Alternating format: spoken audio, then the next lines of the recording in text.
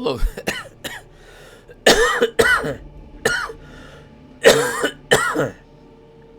That's so annoying. Hello there, everyone. Welcome back to some more Let's Play Underrail. In the last episode, we turned in some quests for preservation and investigation, talked with Aiden, and descended down to deep caverns after the Faceless invaded their institute looking for the strange device that they had taken from Cortec. Whether or not they found it, we're not quite sure just yet. For ourselves, we took the elevator that Aiden had summoned down the deep caverns, which was sabotaged at some point down near the bottom. We believe we were probably pretty close to where the elevator was going to stop, but I decided to get off the elevator rather than risk it being collapsed, since it was sabotaged up above. And in any case, both the Chortists and now the Faceless and the Chortists are both angry at us. Despite my best attempts and warning you guys why I'm making the choices I was making during the combat, I still managed to somehow set a single square on fire, and the 0 damage that was done to the Chortist recombatant was enough to put every single Chortist in existence against our living. So we will have to be careful going forward should we meet any more of them. However, we don't really care about the Chortists very much, and we will slaughter them if we see them anyway. We can break down their equipment for more repair kits.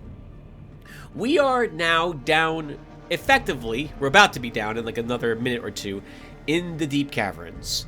We cannot leave this area, to my knowledge, until we have beaten Chort, the final boss of the game. Or, not any longer, since there's DLCs you can enter any time, but that used to be the case. This will take several hours for us to do. Probably close to 8? I'm thinking, maybe a little less, maybe a little more. We will see. Down here, we can expect to find some incredibly high-quality components, lots of new enemies we haven't seen before, and probably some trouble in the form of the boss itself. There might be some new things here I haven't seen before. I have not ever been here on hard mode, and I have never seen anyone else down here in the deep caverns on any other difficulty either. So, other than normal, which is what I beat the game on. So it should be fun to see what new things await us down here. And with that said, let's go ahead and level ourselves, because apparently that was something that occurred as well. We can do a summary of our character also, since we're going to go ahead and level. So if you don't, once again, care about the summary, because this will take about 10 minutes, it seems like, based upon previous summaries, this will be segmented. So you can skip ahead to a bit where you don't have to listen to this, in case you just want to see us get going. So first off, here's Tim. We don't get any more stat points. Once you hit level 25, that's it. Technically, once you hit level 24, you don't get any other stat points from then on. As you can see, we don't have anything super high. We've got 4 abilities that have 8s. Our lowest skills are 5s. That's it. Not a min-max character in any way. I'm hoping to show that you can beat the game, which is to say Chort, without needing to min-max your character. At least on hard mode. And of course, we have psionics, which helps with that. For our skills, we are a hybrid character utilizing psionics, metathermics in particular, and melee, spears are our choice, although we do use a dagger from time to time. We are a dodge and evade character. We have 90 dodge and 150 evasion. We rely on our uncanny dodge feat to avoid being struck in melee, rather than a higher stat point spread here. We have a little bit of subterfuge. We have some pickpocket and some lock picking. Probably not much use for lockpick down here, since we're not likely to find too many friendly things which will allow us to get close to them to pick their pockets. But this was mostly taken for the jet ski radio over in the DLC. We are a crafter. We have 101 mechanics, electronics, and tailoring. We will try to get that in biology as well. This way we have enough points that we can make a super steel drug. It will be tricky to make it down here, because I think it requires 140, and 135 is obviously not enough. But if I can accumulate enough bits, enough creature bits to make, like, let's say 2 or 3 of them, we might use our hypercerebrics to let us create the drugs, since it gives us a few seconds of higher intelligence, which would be enough for us to create it. We will see. And of course we have some metathermics and some temporal manipulation. For our feats, Nimble, which reduces the armor penalty we have, which helps our dodge and evasion out. Gives us more movement points as well. And if we decide when we're all done with this that we want to create some side beetle armor, we will lose dodge and evasion, but we will still not lose as much, considering that this reduces your armor penalty by 15%. Paranoia increases our detection, increases our initiative, so if we roll off against enemies, there's a better chance that we get to go before they get to go, and reduces the chance that we get critically hit by 3%. A useful skill. I have a hard time not taking it on all my characters. I like everything about it. It's a very nice feat. Power management gives us extra power for everything that we craft that gets power. It also guarantees, once again, that we are slaughtered should a single EMP blast hit us from a side beetle or like an EMP grenade, because that's even more damage. I keep everything of mine in tip-top powered, which is bad when you're hit by something that does damage based on the amount of power of the items you have equipped, or in your inventory for that matter on hard mode. Sprint gives us extra movement points, lets us get to a spot and out. Considering that we are using infused Cave Hopper Tabby Boots, this is even more useful because the cooldown is reduced by half, 5 turns instead of 10. Tranquility reduces the action points of any sonic abilities we use by 5 if we are at full life. 5% extra crit with all weapons we craft. Escape Artist gets us out of any trouble we're in if we're if we're rooted. This helps us with spiders, acid entanglements, walking onto a bear trap, nets, all sorts of stuff. Very useful. Saved our life in Depot A multiple times an age ago now. Pyromaniac. We set something on fire, it burns. There's a chance it burns. If we use some of our wow, I'm messing this up. Our fire skills for metathermics have a chance, depending upon the ability we use, of setting something on fire. If it's set on fire, it will take a percentage of the damage that was done over time. Pyromaniac is what allows that to occur. If it's a living target, it will probably run around in fear unless it's immune to being afraid. Giant mutants, for example, are not afraid of being set on fire. They are already in intense pain, thanks to being mutants, with all the cancerous tumors and acid that they have to deal with. In any case, it's very useful. Cheap shots. A small chance to incapacitate a target, which is nice, and 50% extra critical damage when we crit. Exposed weakness reduces the mechanical threshold and resistance of targets by 50%. This is how we generally deal with high armored targets. Pre-Med reduces the action point cost of ability by 100%, its side cost by 50%, and increases the range by 3 spaces, I believe. I think this is one of the better abilities that you can get for if you're taking a Sonic user. You should always use it whenever it's ready, and it's just so useful every way imaginable. So I really like Pre-Med. Doesn't increase your damage at all, doesn't increase your crit rate, but still, being able to effectively get off a more or less free Sonic ability in addition to whatever else you're going to do that turn, that's so strong that I can't imagine not taking this. Not even I will pass on Pre-Med. And you know me, I have a bunch of house rules to stop myself from taking what I consider to be like the best abilities and so on. Pre-Med is one of those best abilities, I feel. And I'm still taking it, because it's amazing. Uncanny Dodge. We described Uncanny Dodge just a few minutes ago.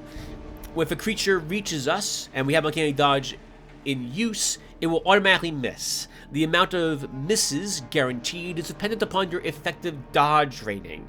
So you want as much dodge as possible, so enemies, when they finally reach you, will miss all their attacks. Meditation gives us 25 more psi points.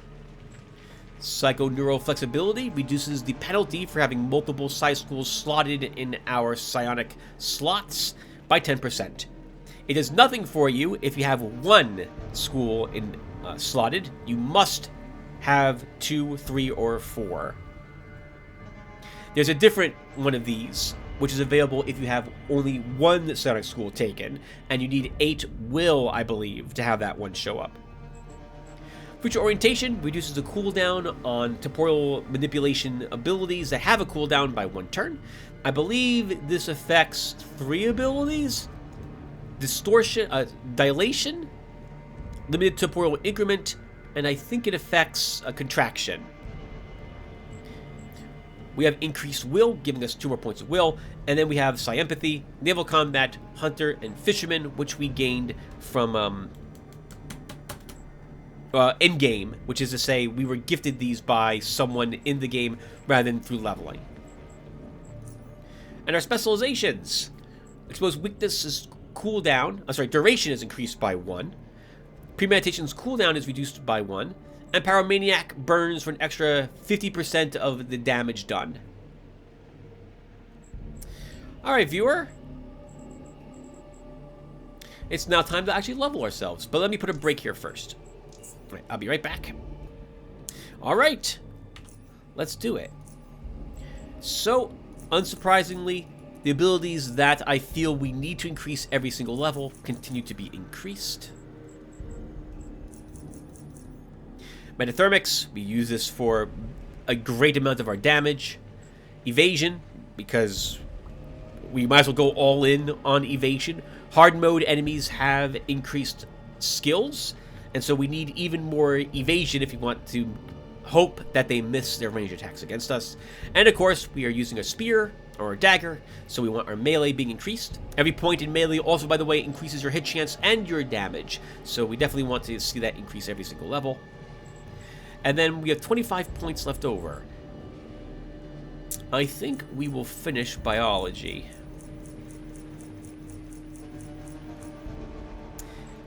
Four points now. Where are these going to go? I have about 30 or 40 points in the build, which are effectively leftover. So I think we'll put these into temporal manipulation, which I believe I'm going to leave at 101 when all is said and done. This very slightly decreases the chance that we will have a temporal dilation placed on us upon using a temporal contraction on us. It also will slightly increase the damage we do with temporal distortions. We don't get a feat this level. We do get a specialization, and I actually forgot what I was putting these points in.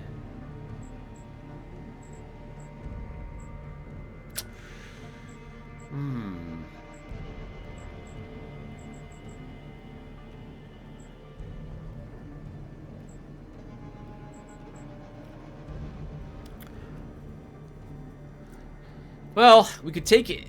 I guess we'll take the paranoia critical chance decrease, because there's 2 points left in 2 points in this to max it, and we get technically 1 more specialization point after this one. So sure, we'll reduce the chance we get critically hit by 0.5%. All right, we are now done leveling. Let's save the game again. Oh, we won't cover equipment. I'll assume. Well. Darn it, I forgot to cover it during the summary. Forget it! Let's move on and begin exploring the caves.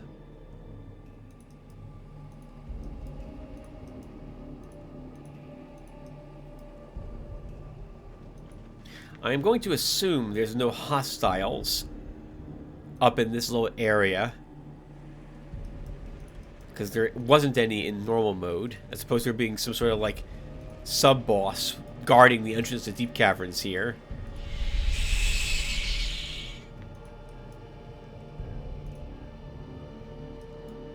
Lots of creepy mushrooms.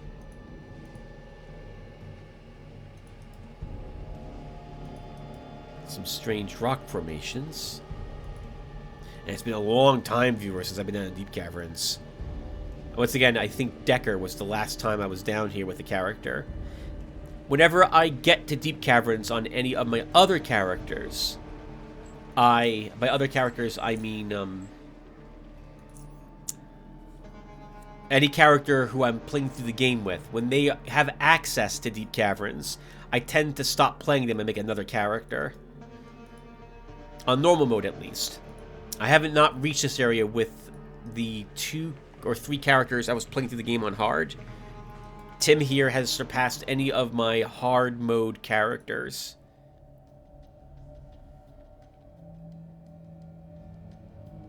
And we... Oh, you know what I forgot, viewer? I meant to take it with me and I did not take it. The Hux key. I 100% forgot. Oh, no, we did take it with me. Okay, good. Okay, so...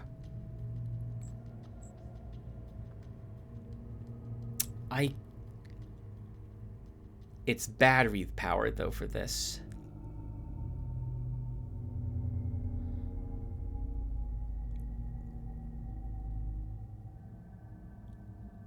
Oh.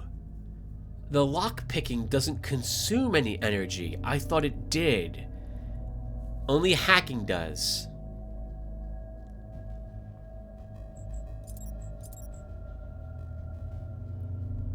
We'll still keep our lockpicks at the moment on us and use them down here. Actually, no, that's a mistake, Tim. You should use the Hux key. It's got a better chance of actually getting you into the things that are locked. Okay, so hold on a second. So we want to do this, we want to do this, and drag that here. We want to do this, we want to do this, and drag that here. And we'll leave the tool and our lockpick somewhere else down here. Okay, sorry about that, viewer. I thought that the Hux key required energy to lockpick, which is one of the reasons why I was like, oh, I don't know if I like that better than the lockpick. So you gain a little bit more proficiency, but at the cost of it being cutting into your funds, and you have to lug around even more batteries. But that's not the case. I was wrong about that. I didn't tell anyone that, but that was what was going through my mind when I viewed it as not being so good in the end.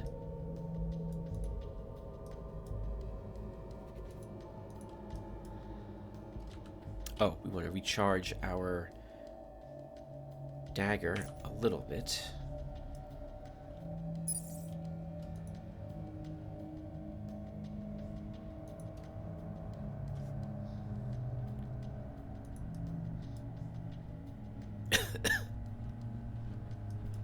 Oh, we can't go this... Well, we can go this way, but we're going to be blocked from going any further.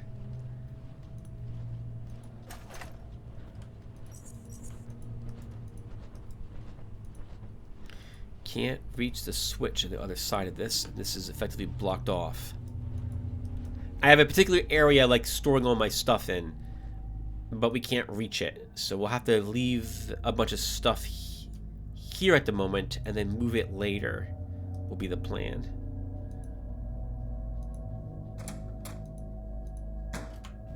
Oh, there's 6. Hello, 6.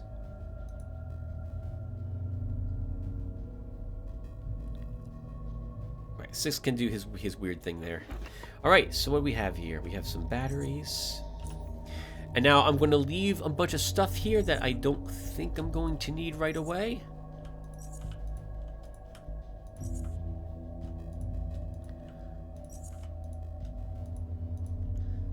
To free up some inventory space.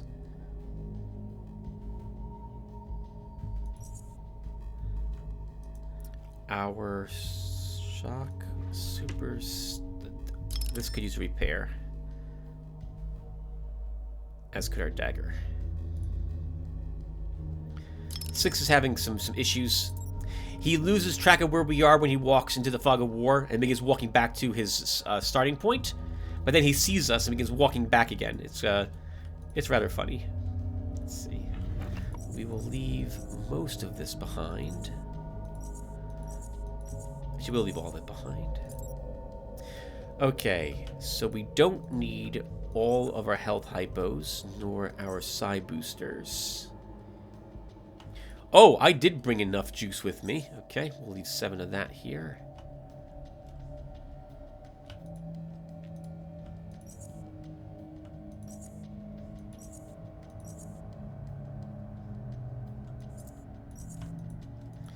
We'll leave a good portion of the food behind.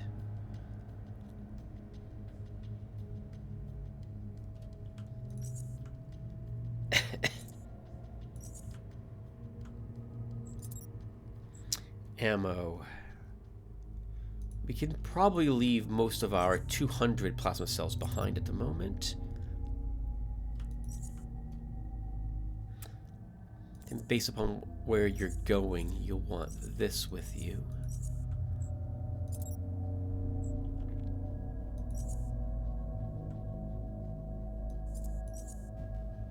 Okay. We can always come back for this stuff later.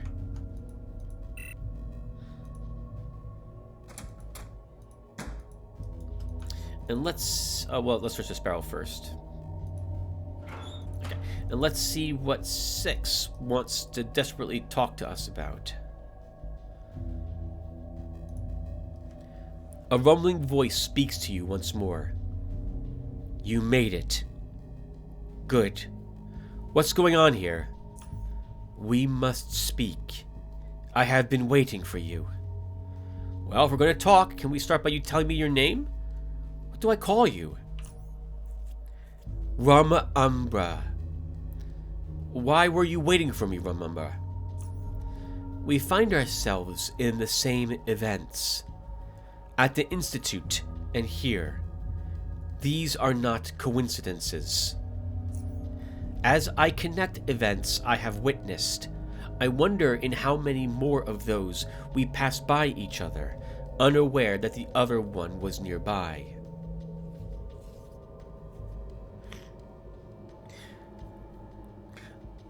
So he's playing his own video game, effectively, and he's in these areas doing his own thing, and we just miss each other on occasion. Or maybe he's stealthed through an area that we are also walking through, watches us do a battle, and then does whatever he's doing. I think I understand some of what you're saying, but I still don't get where this is going. The artifact led both of us here. We have been seeking it for a different reason, but our events are connected. What reason? Your questions are sidetracking the conversation. Listen, and I will tell you what you need to know. The artifact. It is in the possession of what you know as Chort. Chort must be destroyed, and the artifact returned to the tunnelers. Faceless. Refer to them as you wish. They are not your enemies. You share more common goals than you had ever thought. And it is I who needs to do all this? It appears so. You will play an important part in Chort's destruction, or even outright destroy it on your own. All events which have led to this one here have produced a setting, a frame. Your deficient language prevents me from conveying the meaning properly, in which the only outcome is for you and Chort to meet. The only possible way for you to create an exit out of deep caverns is to destroy Chort. I have contemplated it greatly, considered possibilities you are not remotely aware of, and I inferred no alternative. If you want Chort dead so badly, why don't you kill it yourself? That is not my event. I find it difficult to explain, as I have stated, but it is something that must occur, and you are the main participant. Of course, I could be wrong about you, and this frame ends up being your grave, this conversation meaningless to you and detrimental to me. The more I ponder the events which led you here, however, the more I am confident that what I am telling you is correct.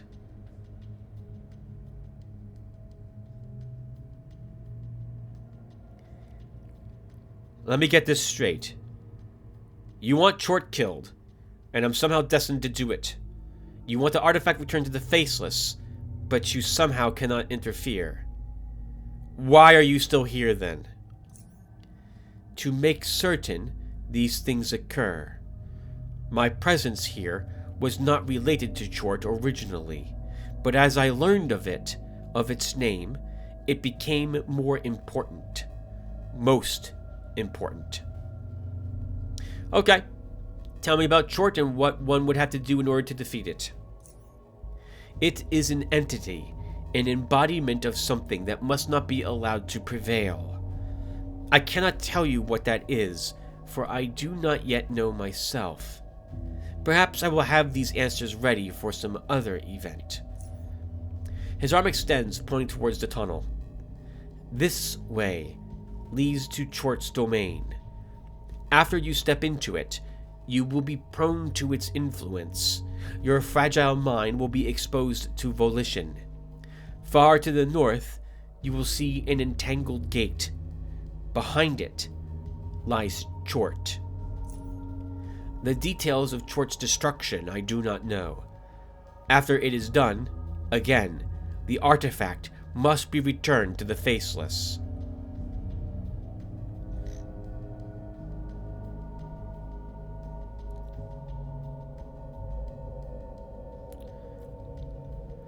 We're going to start playing Tim. He's still going to be the good guy, I think. But I'm going to be a bit more...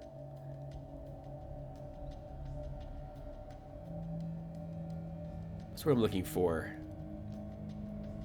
Resistant in some conversations. So far, what you told me only makes things more confusing. And on top of that, you asked me to accomplish something without even knowing why. And you give me absolutely no reason to trust you. Why should I do what you say? There is no other option. Whether you end up victorious or a stain in the ground, the only way for you to leave this place is by being a participant in Chort's destruction. I can offer you all I know about this location, as limited as it is. Tell me about Chort. I have difficulty comprehending Chort, but I may look at it from a different perspective. Go by what I have told you so far, lest I risk confusing you by relaying unfinished thoughts. The Faceless might give you a more appropriate answer. Their information, too, is limited, but their mindset is closer to yours. Yeah, you seem to know the Faceless well. What can you tell me about them? We cooperated, and I have visited their home not too far from here. They are not your enemies, unless you've mistreated them in the past. Think carefully about your previous actions before engaging them. But whatever your personal disposition towards the Faceless, the artifact must be returned to them. What are they exactly? They are more similar to your kin than you might think, and they are even connected to mine. Do not obstruct their workings. Their mission is important to us all. Is there anything else you need to know? Are there any other people in Deep Caverns? Besides the Chortist, I mean. I was told that a man was spotted relatively near Hollow Earth multiple times. The Faceless describe him as one with a chaotic mind. He is the only one of your kin that could be found here as far as I know, excluding the Chortists. Where can I find this man? His exact location is unknown to me. It was unimportant. I do recall that he was noticed in Faceless territory, slightly north of their checkpoint at the eastern exit from Hollow Earth. I know nothing more than that.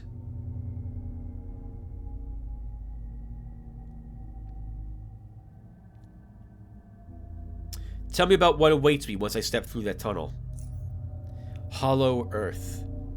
Your kin built it in ages which came before, but their own foolishness also raised it.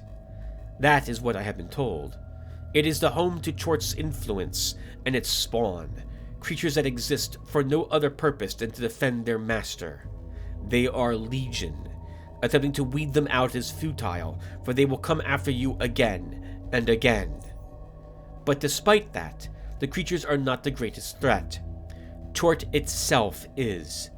Ending its existence is where your focus should lie. It will be your worst enemy, one you will not likely see until the event in which it is destroyed comes to its resolution, at which point all of his minions should perish as well. Where can I find supplies around here? Speak to the Faceless. Will give me supplies? Possibly. That is not what I meant, however. There is a section of abandoned storage buildings in their territory, east of Hollow Earth. A resourceful person such as yourself should be able to find something usable there.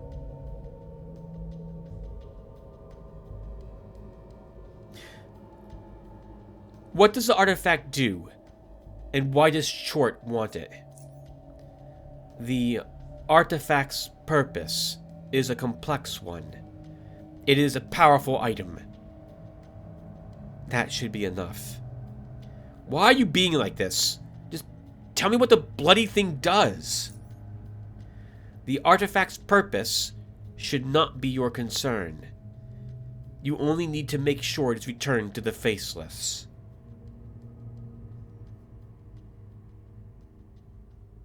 I'm ready to go. Good. It is time for me to leave too. We will see each other after Chort has been destroyed. Hope you know what you're talking about. I'm off now. Very well. I wish you success. All right.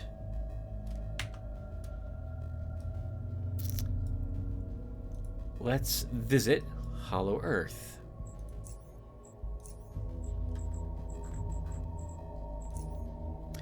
There seems to be some strange organic mass covering the large gate leading to Chort. Finding a way to remove it. Find a way to open the large metal gate leading to Chort. Destroy Chort are our current quests.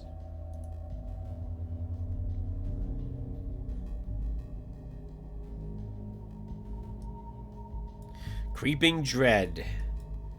Every few seconds, you will get a stack of that on you.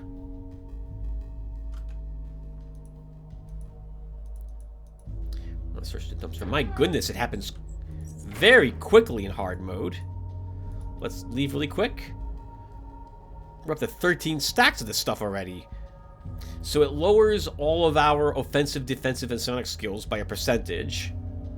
And once it hits 20, it spawns Chortlings. Chortlings are one of, at least in normal mode, 3 different types.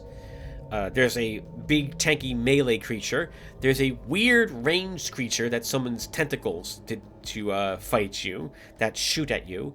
And there's a psionic user that can one-hit, basically it can one-hit kill anything. Or it immobilizes you with that mental breakdown, and then it's the thought control zap ability, whatever it's called. It does incredible damage. It's going to slaughter you. So, that's what's waiting for us should that reach 20. We were only in there for a few seconds, and it was already at 13. My goodness, this is going to be tricky. Alright, let's eat an eel sandwich and get in there.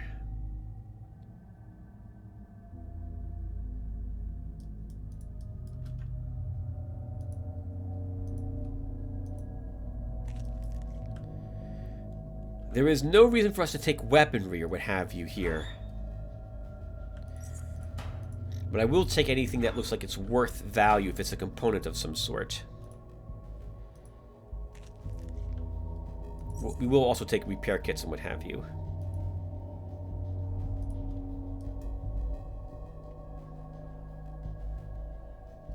You know, it's as if we get 2 stacks of it. We do! Okay, so we're picking up 2 stacks of Creeping Dread every time it applies its effect to us, rather than just 1. That must be a change in hard mode.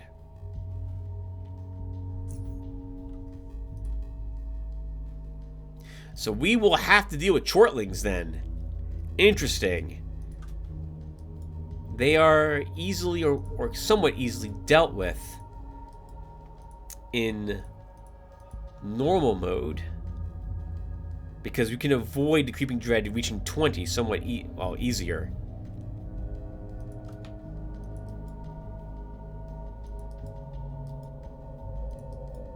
Nothing but walls here, dead ends effectively.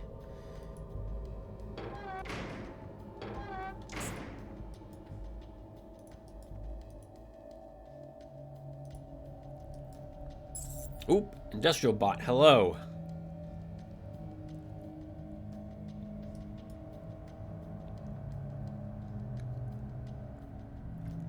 We're immune to fire, so we'll just charge it.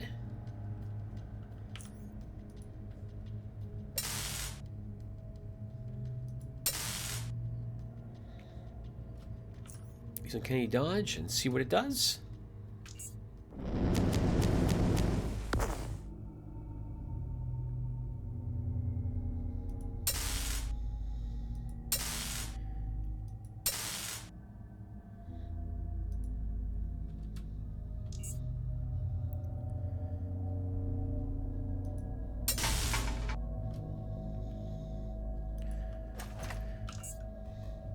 Okay. All offensive, defensive, and scientific skills reduced by 40%. My goodness, what an awful debuff that is.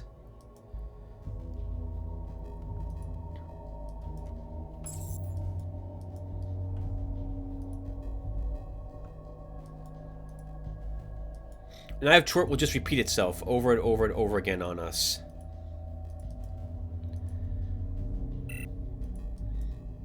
Like the debuff will never go away until we find a place where Chort is unaware. Think of it like the Eye of Sauron, or Sauron's influence searching for you.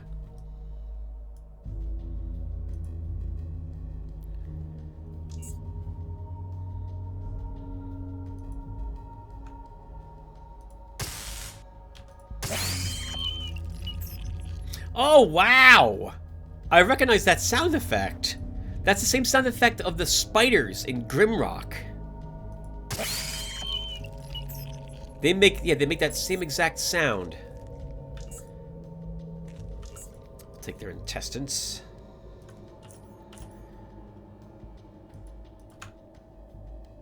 Do we have any dynamite? We brought 1 single stick of it.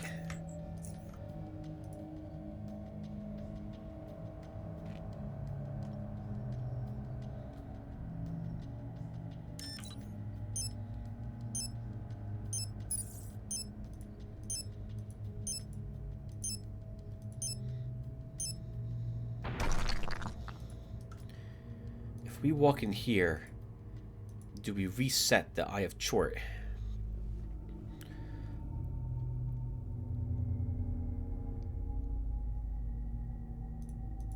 No, it stays with us. Oh, this is a different zone. Okay, gotcha.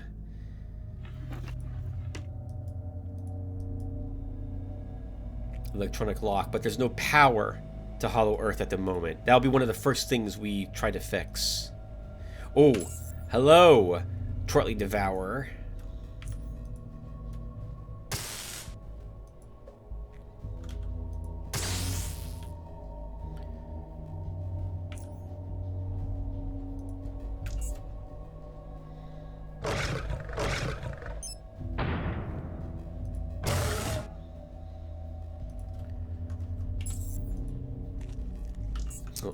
Something set off a mine. Oh God! There's another one here.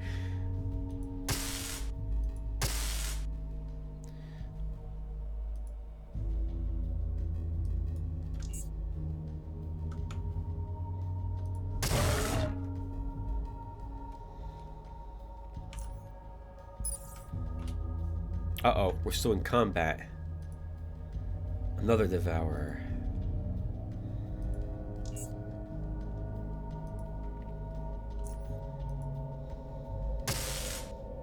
This one was hurt just slightly, which meant it was the thing that set off that mine.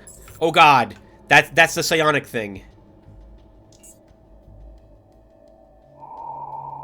Oh no! It has that one weird ability that makes it so it has a bunch of mirror images. Let's see if we can set it on fire, though. We can. They'll both run around in fear, apparently. Well, the Chortling... Look how creepy it looks. 52 damage. It will die at the beginning of the next turn. Good. Let's recursion the... Actually, let's stab the Devourer once. That's a good critical hit.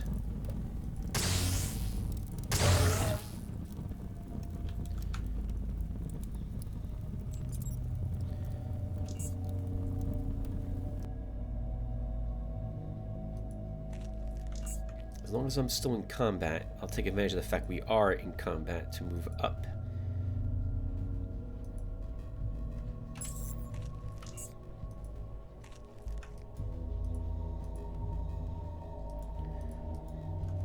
Let's quick save. Viewer, this is fun. I have never had to actually worry about fighting the Chortlings before on normal mode.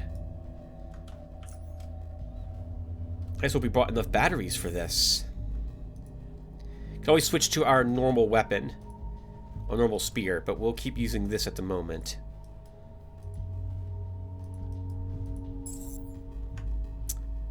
Oh, 2 scanners. We're gonna rush this one.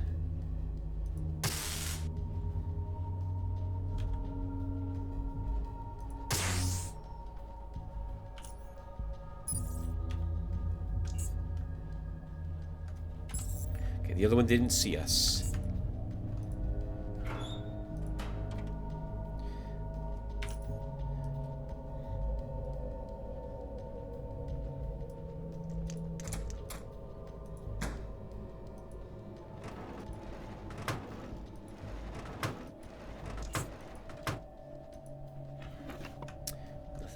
Desk.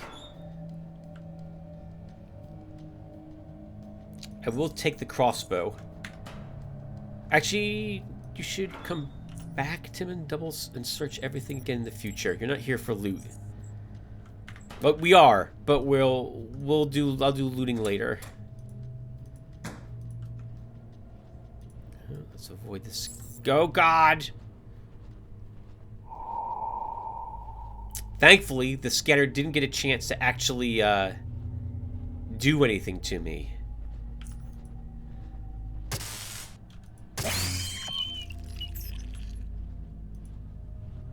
There's 2 of them there. Good. They're both on fire. That one will die in 2 turns. That one will die in 2 turns. And they'll still be afraid the entire time. So we don't need to do anything else to them.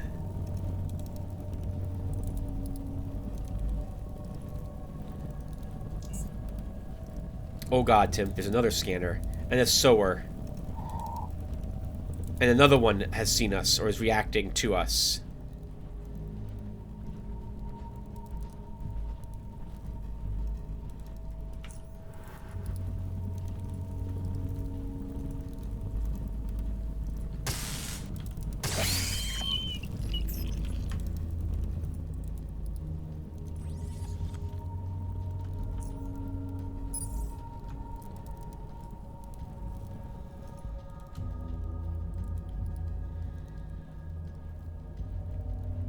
I'm going to use some morphine here.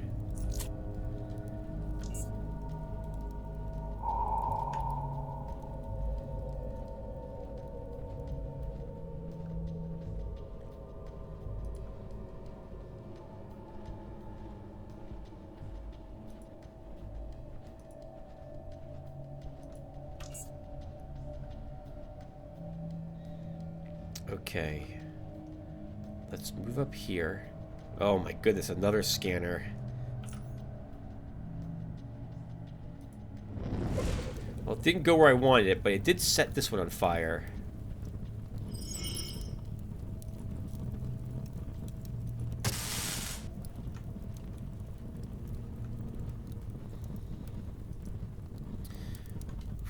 We need to use an adrenaline to get out of line of sight.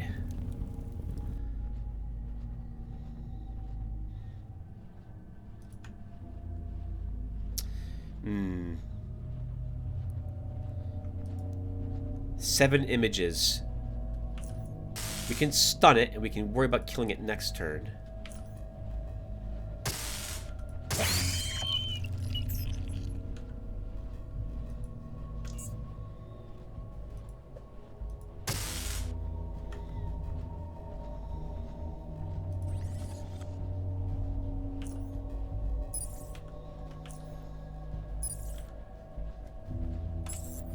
Okay, not bad. Doing a good job killing all these things. It's fun to fight them. Let's see. Okay, we have a corpse. Let's search it. And let's get into this building and see if the effect fades from us.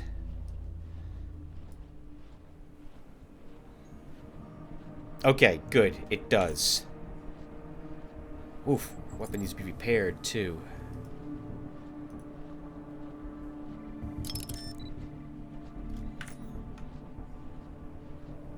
Okay, we'll come back for this building. There's no reason for us to be here at the moment. There's no power here anyway, so until there's power, we can't fully explore this area. So, okay, and the corpses remain as well.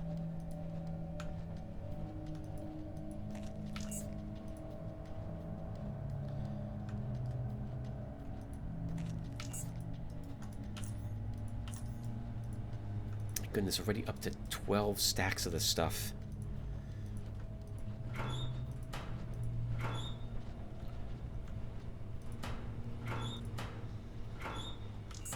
Nice. Another electronic repair kit.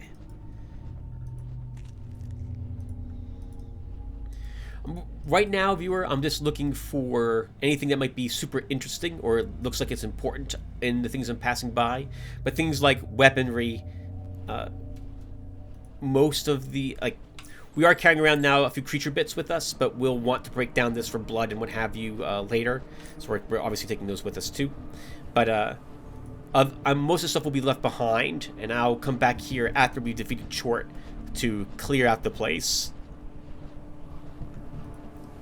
I guess we can search a little bit of this area while we're here.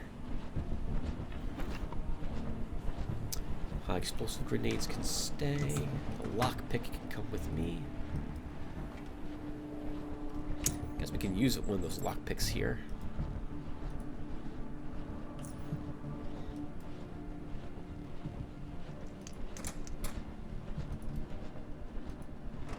You know, Tim, since it doesn't take any energy for you to use this Hux tool, this Hux key, I can't think of a reason why you should keep your normal lockpicks. This is better in every way than these lockpicks are. So we'll leave the lockpicks someplace down here, and we won't bring them with us in the future. Until there's power, there's no reason for us to search this.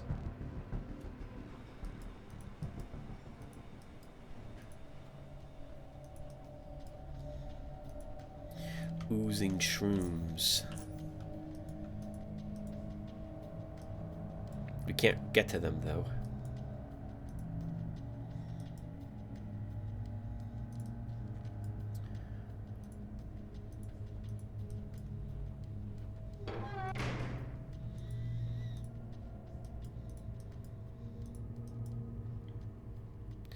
I am, by the way, making a not really a beeline, but I'm going towards where I think we'll leave Hollow Earth's influence.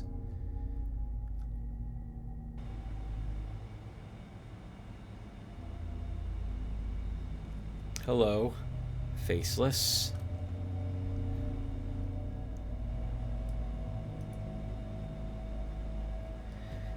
Flawlessly synchronized aiming between the bots and the faceless effectively accomplishes its intended goal of making you stop right in your tracks. An instant later, one of the faceless soldiers, still firmly holding his weapon in one hand, uses the other one to reach underneath his mask. One twist of the wrist activates his synthesized voice. Remain still. Do as you've been told. Time passes by in silence, barring the occasional echo or the barely audible sound of cracking as it slithers out of the walls around you. Both parties motionlessly eye each other until the very same faceless who spoke to you does so again. You may pass. Go north, through the warehouses. At the first intersection, go east until you reach an outpost. There you will be sent to our commander. He requested to speak to you. While on our territory, you may not interfere in any way with our matters. You may carry visible weapons, but be aware that you will be confronted should you show any signs of hostility. Now go. I will go to your commander at once. He nods.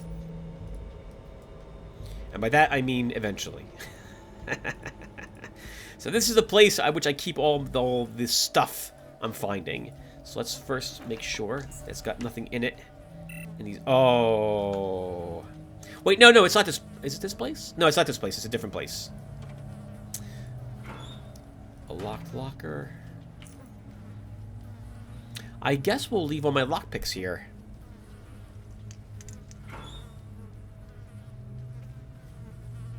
Yeah. Let's leave all our lockpicks here. That will free up half a pound as well. Oh! The problem with the Hux key tip is also it's a powered item. Well, we're dead anyway if an EMP hits us. That's a reload no matter what at this rate. What's one more powered item? Okay, we'll explore all of Hollow Earth in the next episode. We will obey what we were asked at the moment and head up this way.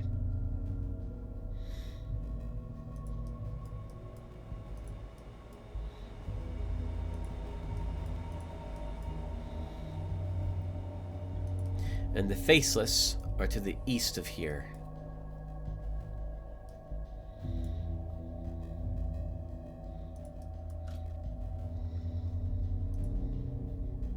Oozing shrooms. What do these take to break down? The cap of this mushroom is filled with a bright oozing substance.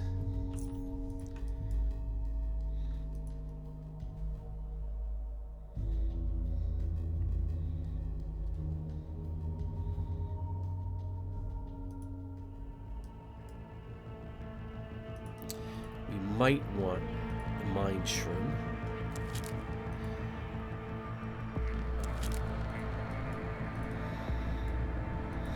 Alright, Faceless, so we were allowed to be here, so we will also assume that they didn't invite us here just to blast us with the plasma turrets. Let's say hello to them. The Faceless gestures you to stop. After a brief pause, he activates his voice and speaks to you. You may pass. Enter the building behind me, and speak with our commander. We'll nod. He nods as well. Okay. Oh! We can pick their pockets, I think, so let's see what supplies Faceless have on them. No money. Healing items and 9mm rounds. I don't think we're going to run out of advanced health hypos. We could always come back here later. If we do.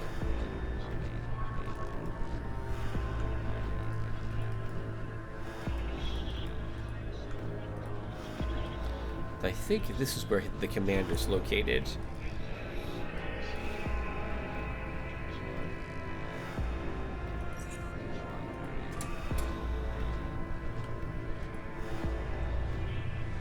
You find yourself face to face with an armored Faceless of imposing stature.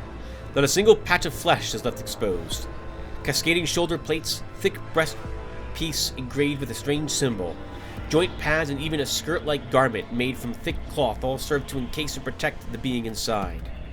But the tri-horned helmet with a singular cyclopean lens staring at you is this Faceless's most prominent feature.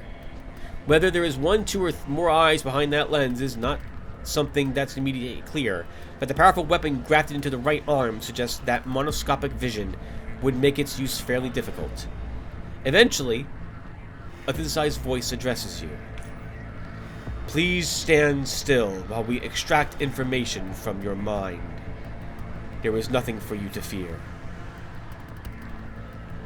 I'm already familiar with the procedure. Let's get this over with. Good.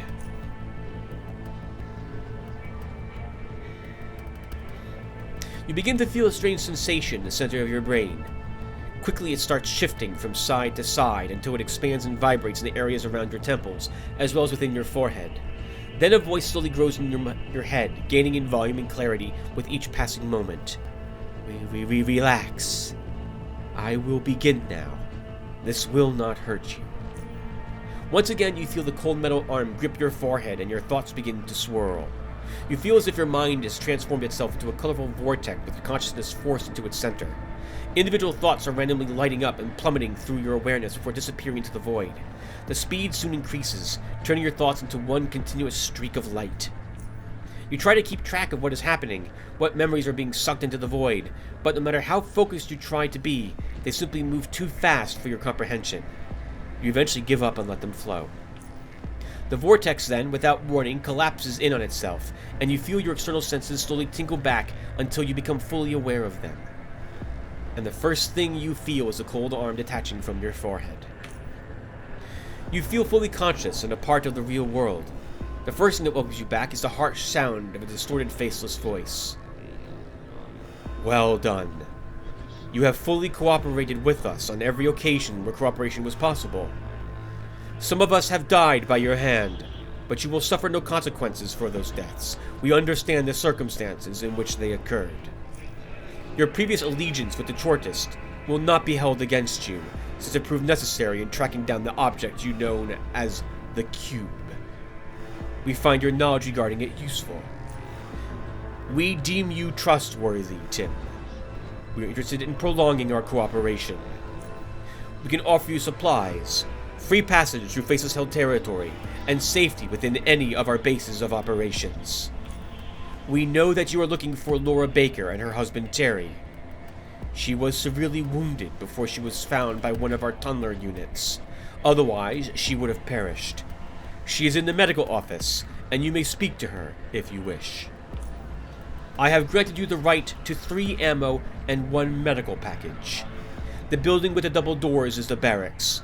There you may speak to a quadruple regarding ammo supplies. Next to it is the medical office, to which you should go for the medical package. If you have further questions, you may speak only to me. I do have questions for you, Commander. You may ask them. I rescued one of you in Core City, and then later I met him in Institute's West Wing. Where is he now? Is he alive? No. He perished during the invasion of the Institute. I hope I meet him again. I'm afraid that is now impossible. Do not concern yourself with his death. It could prove a dangerous distraction.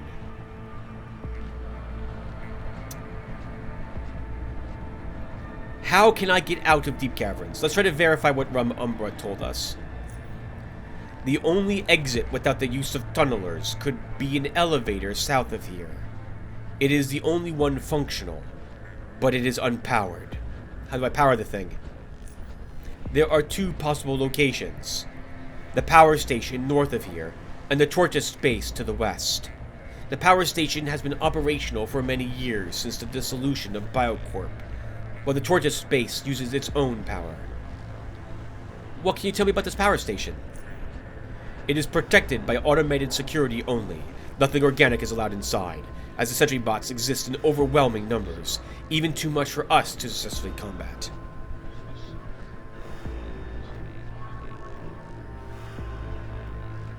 What's the deal with the cube? And why is it so important?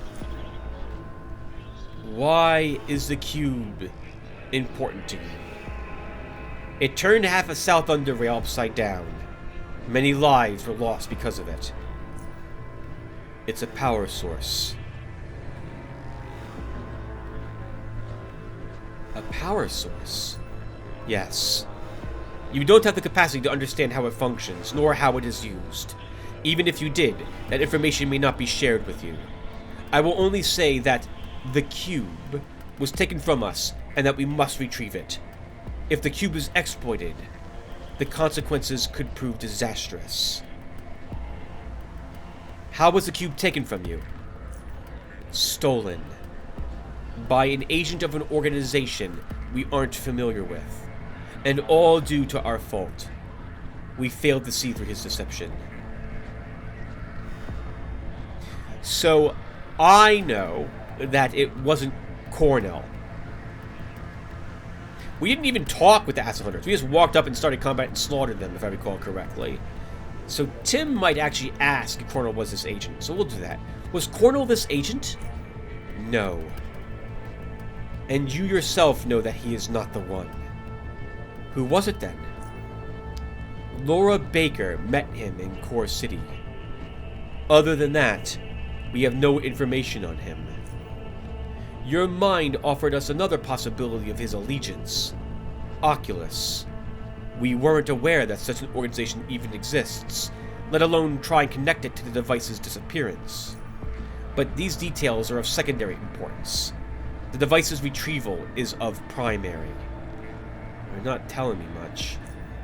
I am telling you what you need to know. The cube must be returned to us. We know where the cube is located, but we currently do not possess the means to retrieve it. I presume the cube is with Chort? Correct. The cube was brought to it by the Chortists. Before we weren't certain how the cube reached into the Chort. Your mind clarified that to us. I see. You can't get past the field to retrieve it, right? Correct. Chort's degenerative effect is something we haven't been able to circumvent or counteract. It seems to be especially more potent against our kind than it is against life forms with different types of neuroactivity. What does that mean? It means that Chort's influence is not exerted to the same degree across all affected life forms. The more complex the neural activity of the unit is, the greater the interference, resulting in a more destructive effect to the affected organism. I see. I had other things to ask you. You may ask them.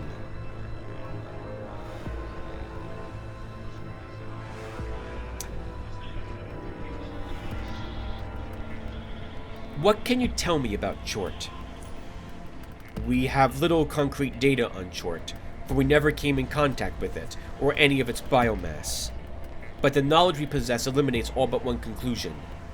Chort was created by the merging of several Biocorp scientists into a single powerful being, a process which could not have been realized without the aid of powerful mutagens in which the creation occurred. So it's like something like a huge malformed monster? We know nothing of its appearance. We do suspect a being of such potent and far-reaching mental capabilities is likely to be enormous in size in order to properly contain a sufficiently large brain. But as these mutations are highly unpredictable, it is even possible that the brain mass rests outside of Chort's body. Discussing its actual form any further would only end in useless speculations. How come you suspect it was made out of mutated Biocorp's scientists? Oh, he didn't mention that, but good for you, Tim. Because those are the very same scientists responsible for us. What do you mean? They made us. Tell me about you, the Faceless. I will. The research complex. That is where the very first of us was made. We were mutants. We were experiments. We existed not because we needed to, but because we could. And we were many and different. We merely existed. Until we were shown that we could be something else. Something more than test subjects of the men and women who created us. What happened? We were not created equal. One of us possessed an outstanding intellect, and that gave him access beyond the confined limits of our world, which placed him in a position to play a crucial part in our escape. For Biocorp was at its end, and he knew it and planned for it. When the moment finally came, he seized it. He led us away, and he still leads us to this very day. As for those who used us, some were killed, some escaped, but the ones who exploited us the most were thrown into the mutagen tanks. Was it justice or revenge or both? That I cannot tell you. But the fact of the matter is that our birthplace became their grave. Or so we thought. Together as one, they now constitute Chort. Whether their minds remain separate or not after the merging is irrelevant, for every mind is in itself a set of multiple cognitive systems, functioning at varying levels of consciousness. Therefore their minds, whatever the case regarding their identity may be, now serve as faculties to a higher mind, whose presence we can all perceive wherever we are inside its field of influence. It is inarguably Chortist's greatest asset. Every mind is more than the sum of its parts, yet Chort's is so much greater than its constituents that it raises many questions, to which we still do not have the answers. Who is your leader? That I may not say. Have you personally witnessed all these events? No. I did not exist back then. But I know it. What happened once you escaped? We became what you see now. But further than that I may not go. That is all I may tell you regarding us and our past.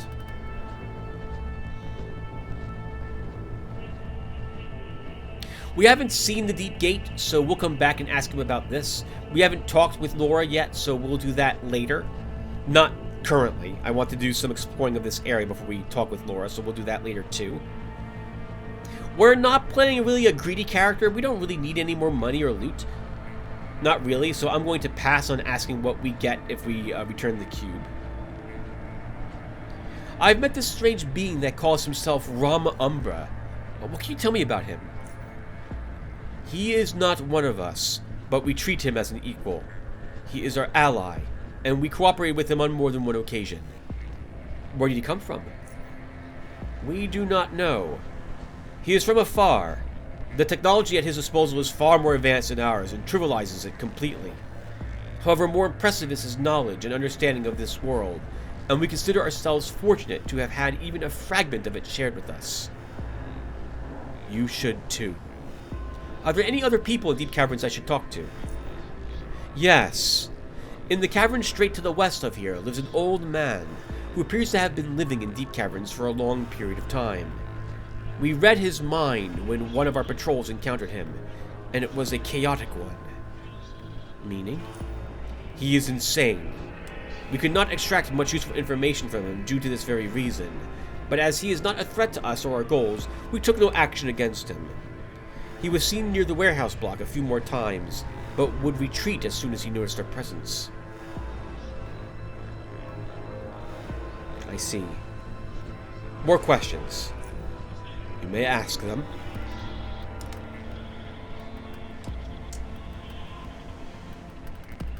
I guess I don't have more questions.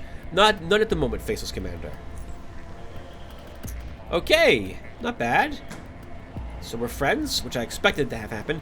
Couldn't remember if I actually killed any of them or not in one of the encounters. I thought I might have killed the one at Rail Crossing, but I think I reloaded the game instead.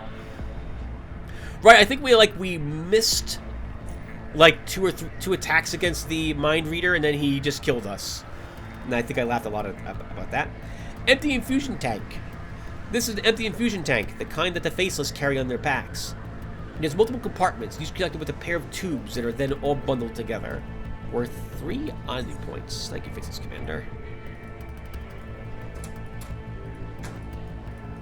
Let's grab some spirit mushrooms. Alright. And I guess that will do for this area at the moment. Laura Baker is here. I think... Yes, Laura Baker is here. This is the ammo area. This is the medical area. Looks like we can open this door. I don't think I've ever done it before. Let's make sure we're not going to get in trouble.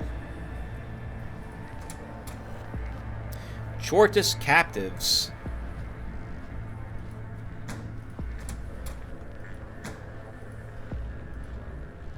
Silently watches us. Let's pick his pocket.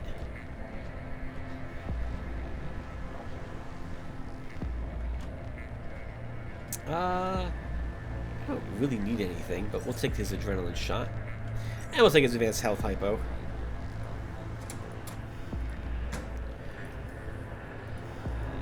Alright, so... there's two things we want to do. Like, there's several things we want to do before we go back to Hollow Earth. We want to get Echoing Soliloquy? A feat from the Crazy Man, as it will occasionally delay stacks of impending doom and the Eye of Chort from appearing on us, giving us a few more seconds to explore before we're overwhelmed with Chortlings. We want to turn the power on, so the Arc Power Station, I think is what it's called, it should be one of our goals as well. I would like, however, in the rest of this... Oh... Yeah. I would like to do some exploring of the warehouse district, though, first. And also clear out an area for us to store stuff in, since we're carrying a good amount of stuff with us at this moment as well. So...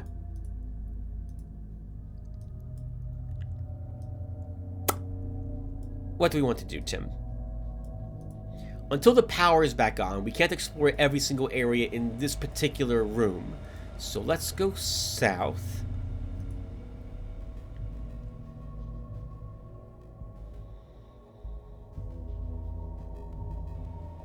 And south again. And I guess I'll talk a little bit about a handful of things as well. So it occurred to me when I had recorded the talking bits for a video, like 3 videos ago or so now, three or four videos, talking about why I make choices I make and trying to roleplay my characters. That's something I do is I use generally prior knowledge that I've gained if I play through a game another time. Like, we're gonna go to the Arc Power Station first before we do any exploring out the Hollow Earth, because it's important for us to turn the power on in order to gain access to some areas that we wouldn't otherwise have access to. And I know what areas here have, say, coil spiders in them. I know this area has some giant rat hounds in it that I'm going to want to fight, for example, as well. And I don't hide that information. I utilize that information rather than pretend I don't know it the vast majority of the time. I don't know if that's a good or bad thing. A part of me feels like I probably shouldn't do that. But it's difficult. There'd be a lot more reloading if, for example, I pretended I didn't know where every single ambush was in the game. And I know where every single ambush was in the game because every single one has killed me. Should I use that information? Sometimes when I play a game, I don't. But often, I will. Most of the time, I will use it. It'd be like playing, say, Dark Souls, and you don't... you know how to do some... Well, maybe you don't, but assuming you've done battles before, defeat the bosses at least once and so on, beaten the game, you'll probably remember how to do most of the bosses and what their attack patterns are and so on. Trying to play the game as if you don't know what it is would actually probably be more difficult to do. Instinctively, you're going to know how they attack and likely react in certain ways.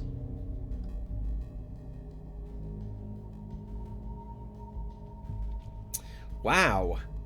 A galvanic overcoat. That's level 22. That has 11 mechanical resistance and 24% 11 mechanical and 46 and 10 electrical. We might be using that when we deal with coil spider held areas. That's not a bad suit of armor. Once again, level 22 also. Durability 2220. That's some of the highest... That is the highest I've seen, I think, for armor that the game could have spawned. That's incredible.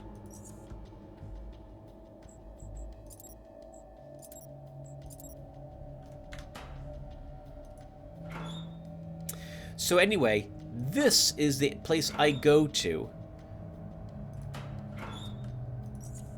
when it comes to storing stuff that I don't want to carry around with me.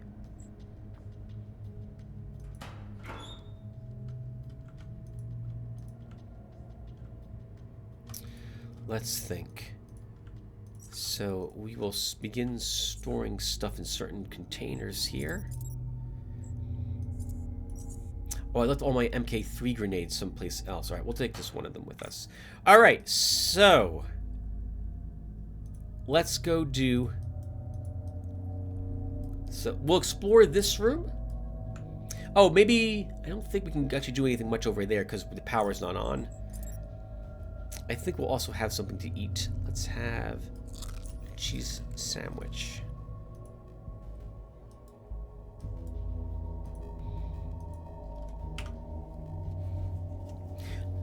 One of the reasons that I, for example, back to prior knowledge, that I side with the Faceless is to avoid the...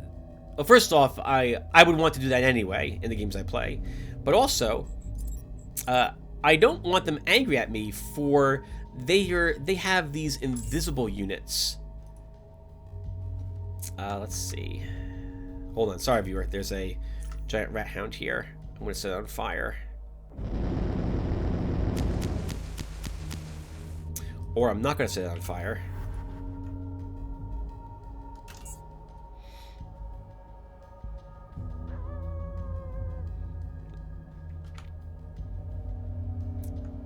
I did unequip our electrical spear.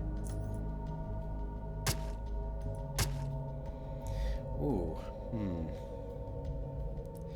We have enough movement, we can just move away.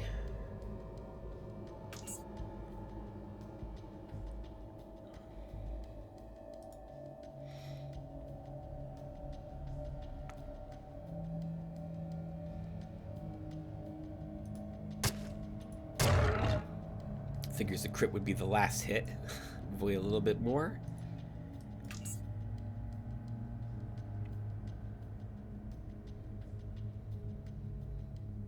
Should have brought a normal dagger with me here. Well, actually, our spear will do the work.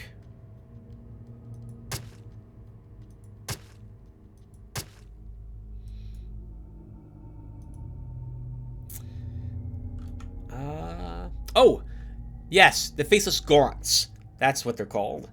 I've never actually fought them before. I've heard they're pretty nightmarish things to fight. Let's use Uncanny Dodge.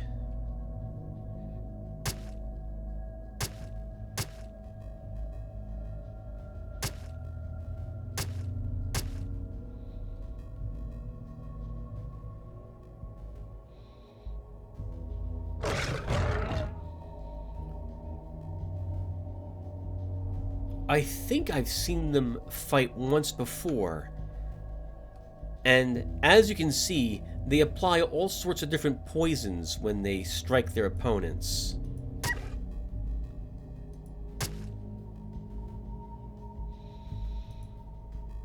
I don't want to use energy if I can avoid it. We haven't found any batteries yet.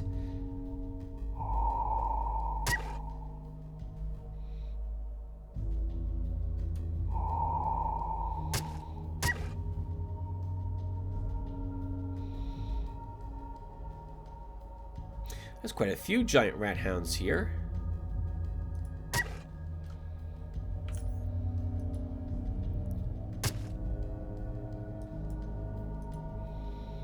But they'll struggle to hit me thanks to our movement.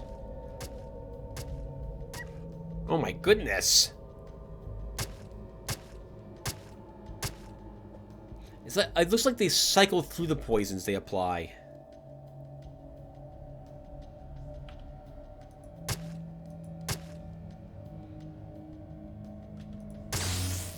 Have to take a swing at it with that. here.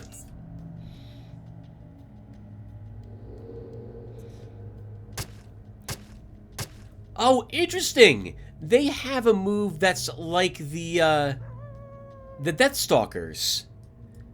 They look like he jumped down and cloaked himself there.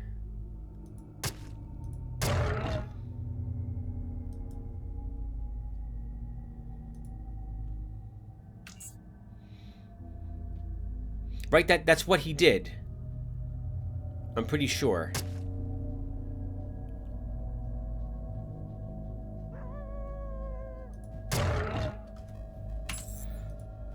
Woo! Not bad. That was fun. Let's loot the corpses and stick all of the creature bits into one of those containers.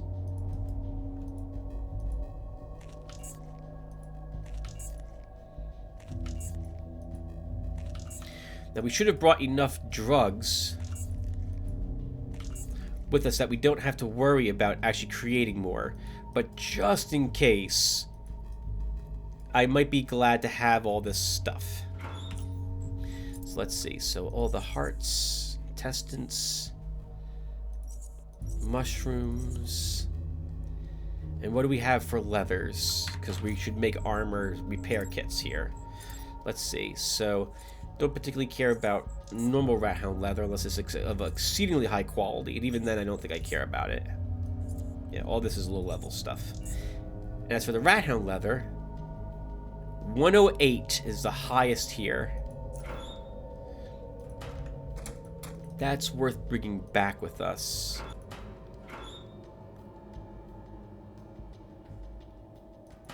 We'll use this locker for the bring it back with me to Core City locker.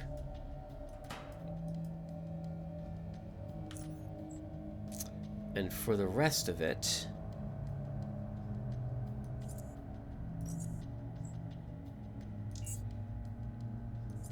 we'll just make some more normal leathers.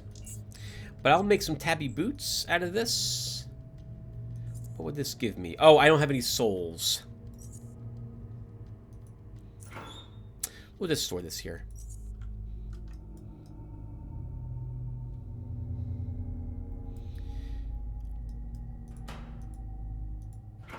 Okay, we can keep the poisons here. Oh, right, we can break down all this armor we just made.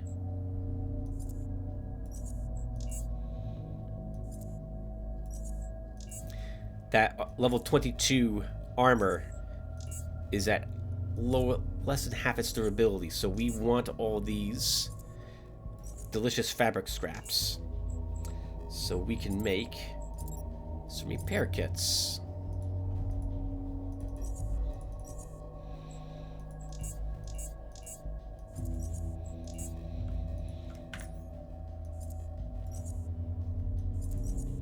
Okay. And then we can repair that armor to full. Because we will take it and use it when we go to the coil spider held area. That's not for several videos from now. Probably 4 videos away.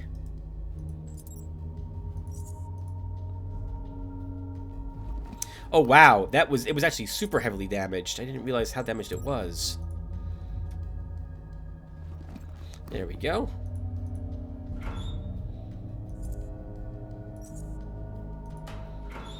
We can then put... Oh, how's our own gear? Still damaged from all the fire we had used earlier. Okay, we'll need another repair kit for that.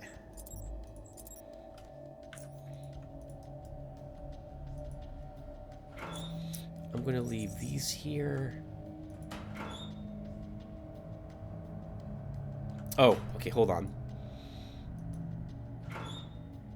Electrokinesis 158. That's an amazing magnifying neuroscopic filter. Can be kept there. We'll make an amazing headband out of that later. And let's explore the rest of this room. I don't think there's likely any more hostiles here. We could use some repairs on our spear.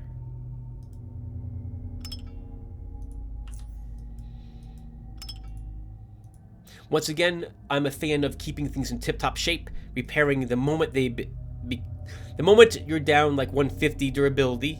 I recommend using an item to repair it.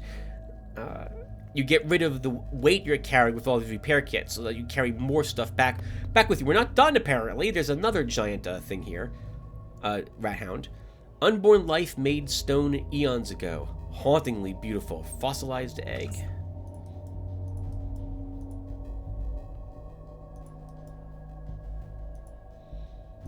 Can we actually get here?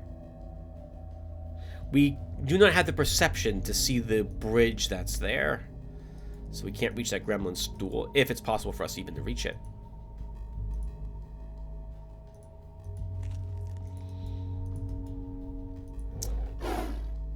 That's a good roar.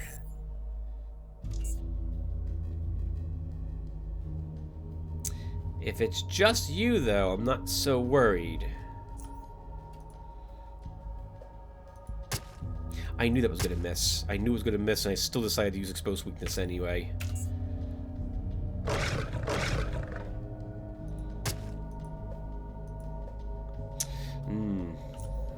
I was going to stand and tank it and just try to see if I could slug it out with the creature, but no.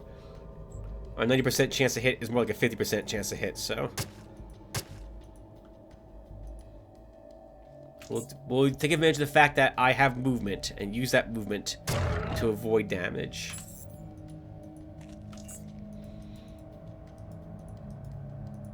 I want these spirit mushrooms.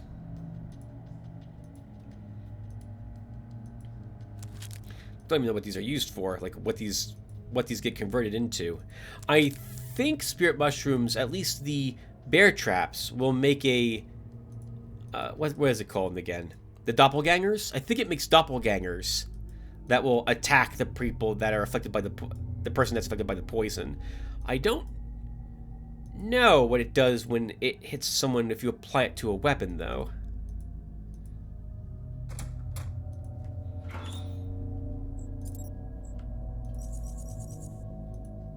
Oh, what quality is this? 86.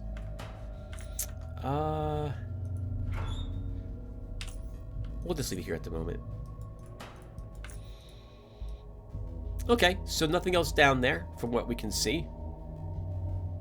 We don't have any other dynamite with us, nor a jackhammer, so we're not going to get through those rocks at the moment either. We have a little bit of time left, viewer. It feels like we've been playing for close to an hour. So let's go in this direction really quick.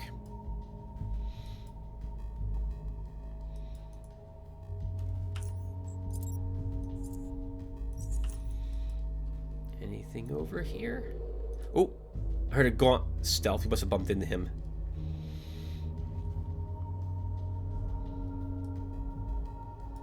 Oh, the living quarters. This is not where I thought it would take us. Okay.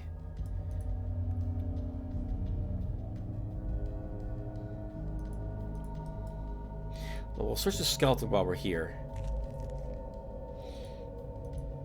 Oh, look at this. You can avoid a good amount of the trouble you'd have in these buildings if you have an agility of 12. We didn't bring any of our other agility equipment with us.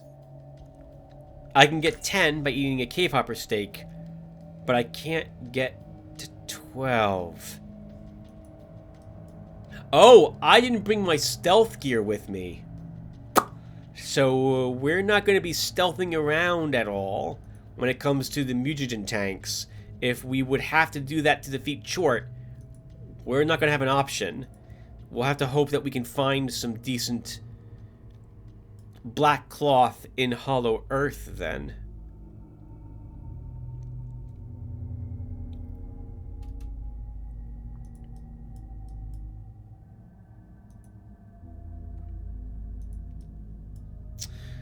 Alright, viewer. Well, let's stop here. When we come back, we are probably going to make our way to the Arc Power Station next. Yeah, we'll do that next. Alright, and I'll see you guys then. So thank you all for watching, and take care, everyone.